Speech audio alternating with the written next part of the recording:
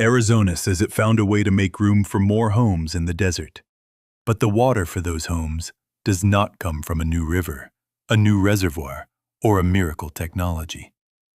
It comes from farms that stop farming. Developers can buy farmland, erase the farm's groundwater right, and turn that retired use into a legal credit for subdivisions. Here is the problem. Once those credits are pledged, the city cannot require proof that the groundwater exists. This is a story about paper replacing water. This matters because Arizona is not some empty desert waiting to be filled. It grows cotton, alfalfa, and other crops with underground aquifers where it gets less than 10 inches of rain a year. Those aquifers support farms, cities, home builders, and the promise that the Phoenix region can keep expanding. We will follow the chain, from farm fields to housing permits, from groundwater models to courtroom rulings. What happens when the easiest way to save water is to erase agriculture? June 2023 changed the conversation. Arizona's Department of Water Resources published a groundwater model for the Phoenix Active Management Area, a regulated groundwater zone covering 5,646 square miles and 4.6 million residents. The model said the region faced 4.86 million acre-feet of unmet groundwater demand over a 100-year projection. That was a 4% deficit against total projected need. Within days, the state froze new building permits for any subdivision relying on unreplenished groundwater. For builders, lenders, and fast-growing cities, this was a brake pedal. The impact landed fast. Thousands of undevelopable lots sat stranded overnight because they could no longer show an assured water supply, meaning a legally acceptable 100-year water supply. Buckeye had swelled 19-fold since 2000 to roughly 125,000 residents, with master plans targeting over 1 million. Over in Queen Creek, a 166-lot development called Rittenhouse Commons 2 went completely dark because the owner could not file a final plat without an assured water supply. The market had land and demand, but not a water answer. And that is when Arizona chose the answer that makes this story so revealing. Rather than only confronting the physical shortage, the state built a new legal pathway around old farm water. The logic sounds simple. Farms use more groundwater per acre than subdivisions do. If a farm stops irrigating and homes replace it, the total water demand on that converted acre can fall. The numbers make that idea look powerful. Irrigated agriculture across Arizona consumes an average of 3.8 acre-feet of water per acre annually in the Phoenix Active Management Area, and 3.0 acre-feet per acre in the Pinal area. A residential subdivision sitting on that same acre draws a fraction of that volume. Retire a farm and build a neighborhood, and state officials have celebrated the result as an 80% reduction in physical water demand per converted acre. Less irrigation, more housing, lower water use. But the deeper version is more complicated. Arizona took that arithmetic and turned it into law through Senate Bill 1611, passed in 2025. The law created the Ag-to-Urban Groundwater Conservation Program, which lawmakers called the most consequential piece of groundwater legislation since the original 1980 Groundwater Management Act. In plain English, it converted retired farm pumping rights into development credits. The official framing was conservation. The market heard that stuck housing projects might move again. A farmer holding an irrigation grandfathered right, a legal entitlement tied to land irrigated between 1975 and 1980, can voluntarily and permanently surrender that pumping right. Arizona's Department of Water Resources then issues groundwater savings credits at a rate of 150 acre-feet per acre in the Phoenix area and 100 acre-feet per acre in the Pinal area. A developer can buy those credits and pledge them toward the 100-year assured water supply requirement that had blocked construction. Then comes the line that changes everything. Once a developer pledges these specific credits, the municipality cannot require proof of physical groundwater availability. That is why the phrase paper water matters. It does not mean the farm never used water. It means the legal credit becomes the proof the project needs, even though no new water entered the aquifer. The farm's historic pumping footprint is retired, and the subdivision receives a legal permission slip built from that retirement. In theory, the region uses less water than before. In practice, temporary farm demand can become permanent urban demand. Speed tells you how badly the market wanted this. Forestar Real Estate Group filed its application the moment the law took effect. 45 business days later, Arizona issued its first groundwater savings credits. Those credits fed directly into a certificate of assured water supply posted for public notice on the same day. One transaction retired enough farmland to supply 825 new homes, saving an estimated 437 million gallons annually compared to the land's historic agricultural use. Across the Phoenix area alone, the state estimates the program could conserve over 7 million acre-feet over the next century. There are 425,232 acres of irrigated farmland eligible for conversion across the Phoenix, Pinal, and Pima regions. At an average density of 5 homes per acre, retiring even half of that land could unlock construction of more than 1 million homes. The promise is lower water demand. The pressure is making farmland the raw material for another wave of suburban growth. To understand how Arizona got here, we have to go back to 1980. By then, Arizona's aquifers were collapsing under decades of aggressive pumping. Less than 10 inches of average annual rainfall feeds the state, and underground aquifers supply over 41% of total water use. Land subsidence inflicted approximately $3 million in damage to Luke Air Force Base in 1992. Earth fissures in the Santan Mountains ripped open voids beneath residential yards. The land itself was warning that groundwater was finite. The 1980 Groundwater Management Act responded by creating active management areas, freezing agricultural expansion, and issuing irrigation grandfathered rights based on historical pumping records. The goal was reaching safe yield by 2025, meaning groundwater withdrawals would be brought into balance with recharge over time. But if future water access was tied to historical usage, old farm pumping records became valuable. A control system became raw material for a commodity market 4 decades later. Then, another layer arrived in 1995 with the Assured Water Supply Program. Every developer building inside an active management area had to demonstrate a 100-year water supply. That meant physical availability, legal availability, and continuous availability. Depth to water limits were locked in at 1,000 feet for Phoenix and Tucson, and 1,100 feet for Pinal. If projected pumping crossed those lines over a century, the project could be disqualified. The home-building industry's workaround came through the Central Arizona Groundwater Replenishment District, established in 1993.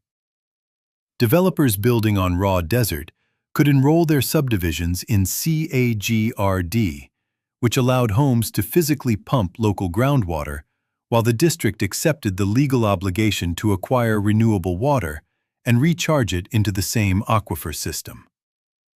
The homes could pump here, while the replacement water was handled elsewhere in the accounting system. That split unleashed outward sprawl, but enrollment blew past every projection. CAGRD's 1994 plan anticipated a 2014 replenishment obligation of just over 37,000 acre-feet. By the late 2010s, over 383,000 homes were projected for enrollment, pushing that annual obligation to 113,000 acre-feet. The problem was where CAGRD found the replacement water. Excess Colorado River flows had kept the system running, but a 2-decade megadrought drained the basin and triggered official shortage conditions. The surplus supplies that made the model comfortable started disappearing. The accounting bridge became expensive because the cheap water behind it was no longer reliable. The price signal tells the story. Replenishment rates climbed from roughly $154 per acre-foot in 2002 to over $727 per acre-foot by 2019. Current schedules project the Phoenix area assessment reaching $944 per acre-foot by 2025 to 2026, then rising to $1,059 per acre-foot by 2029 to 2030.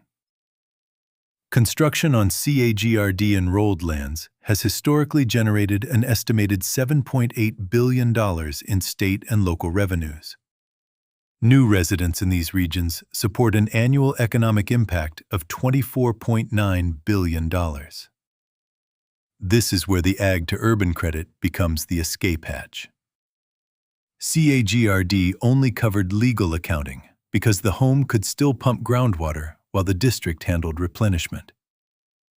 The new credits go further because they claim to solve the physical availability problem directly.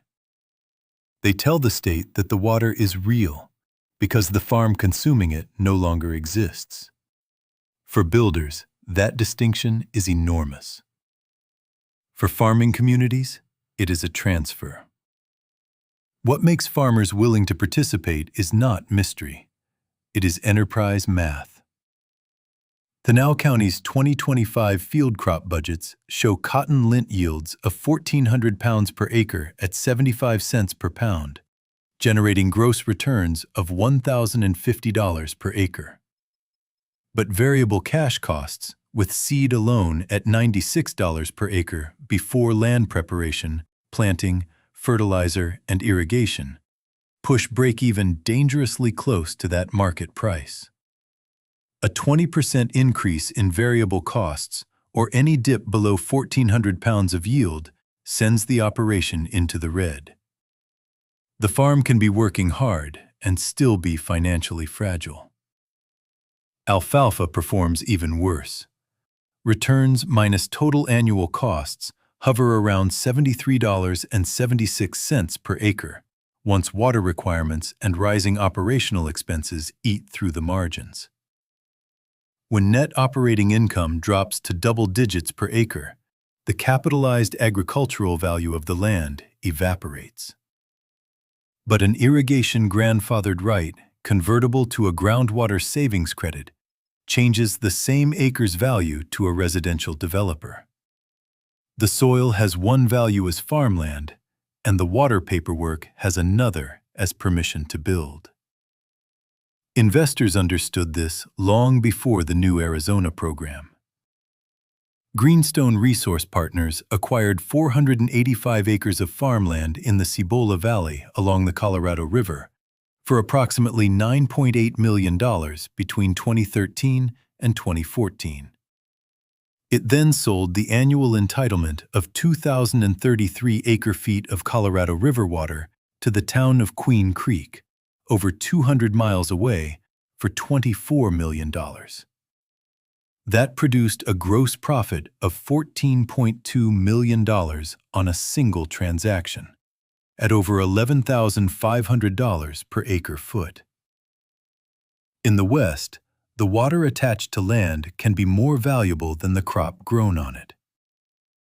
Arizona Republic investigations uncovered that Greenstone affiliates purchased nearly 8,863 acres across 15 LLCs for nearly $66 million. Water Asset Management deployed over $300 million into Western agriculture, accumulating 6,202 acres across Maricopa, Mojave, and Yuma counties. Vidler Water Company pulled $110 million in proceeds from Harquahala Valley water asset sales. Even the federal government operated on the same logic. Settling Indian water rights claims involving the Fort McDowell Indian community required the government to acquire Harquahala water entitlements at a cost between $87.6 million and $124 million, spread over a 55-year repayment period. Now step back from the spreadsheet and look at the places left behind. Between 2017 and 2022, Arizona lost 2,376 farms, a 12% decrease in total operations, according to the USDA's Census of Agriculture. Gone with those farms were 600,732 acres of agricultural land in just 5 years. Pinal County took the hardest hit after mandatory Central Arizona Project water cutbacks forced the fallowing or retirement of between 54,000 and 71,000 acres. The potential losses reached up to $66.7 million in gross farm gate sales, and a total economic contraction of $104 million within the county. Research from the Arkansas Valley of Colorado shows why. For every 308.8 acres of water moved out of the basin, one full-time job disappeared permanently at the state level. Regional farm employment in outlying counties dropped by an estimated 23.3%, and regional income declined by over $5.29 million. Capital from selling farmers rarely stayed local. Retiring producers relocated to urban centers. Institutional investors wired profits back to corporate headquarters in New York or London. And the compensation paid to the water right owner delivered virtually zero offset to the broader community losses. The damage also runs through irrigation infrastructure. Roughly 850 off-farm irrigation districts manage delivery networks built on shared costs. When farmers sell their rights and stop irrigating, the fixed expense of maintaining canals, running diversion dams, and employing staff stays identical. It falls on fewer shoulders.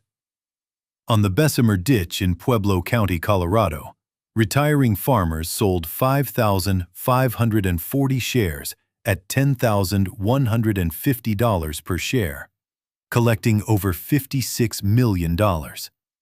The Pueblo Water Board then spent $59 million purchasing 28% of the ditch. That left remaining producers exposed to rising assessment fees, and the Water Board had to inject millions more just to keep the system from collapsing entirely. Economists call this a utility cost spiral. Rates rise, farms get squeezed, exits trigger more land sales, and new sales demand another rate increase. Down in the lower Rio Grande Valley of Texas, the absence of reliable irrigation water was projected to cause total economic losses exceeding $993.2 million in 2024.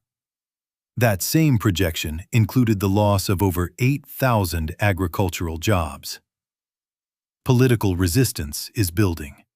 The Arizona Farm Bureau, backing an industry that contributes $23.3 billion in economic benefit to the state, withdrew from the governor's Water Policy Council after declaring that the Rural Groundwater Committee was deaf to the concerns of farm and ranch families.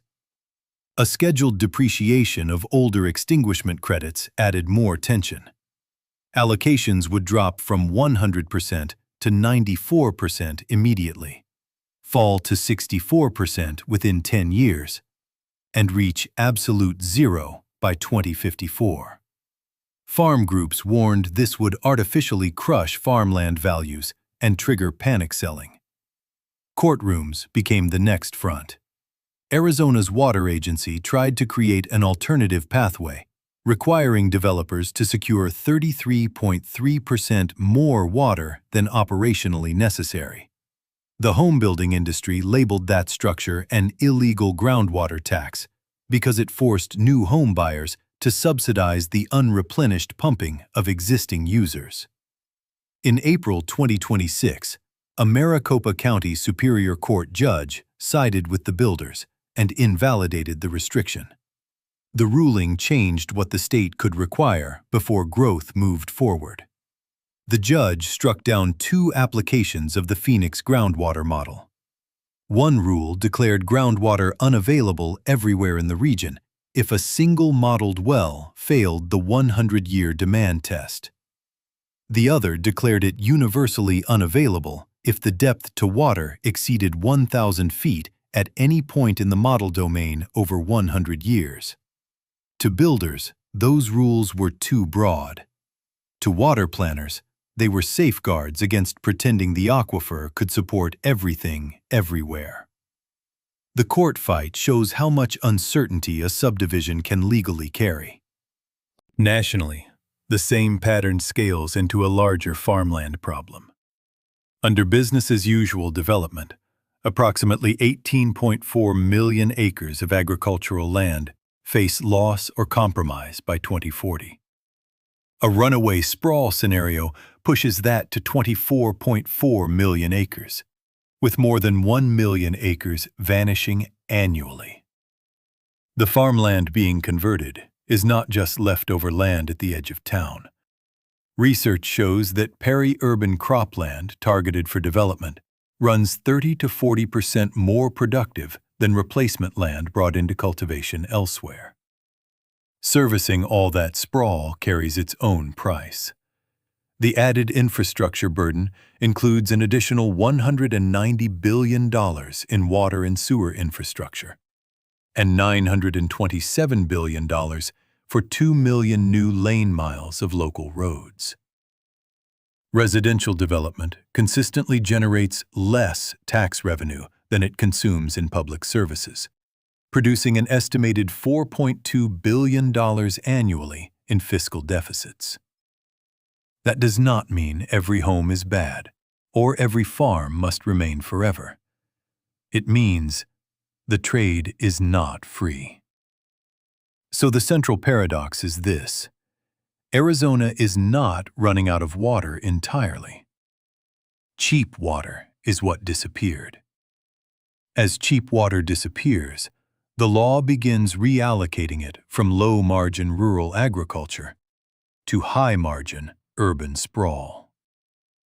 Every credit converts the historical footprint of a dying farm into a legal permission slip for a new neighborhood. No new water enters the system, but the new demand becomes harder to reverse. That permanence is what the clean conservation math can hide.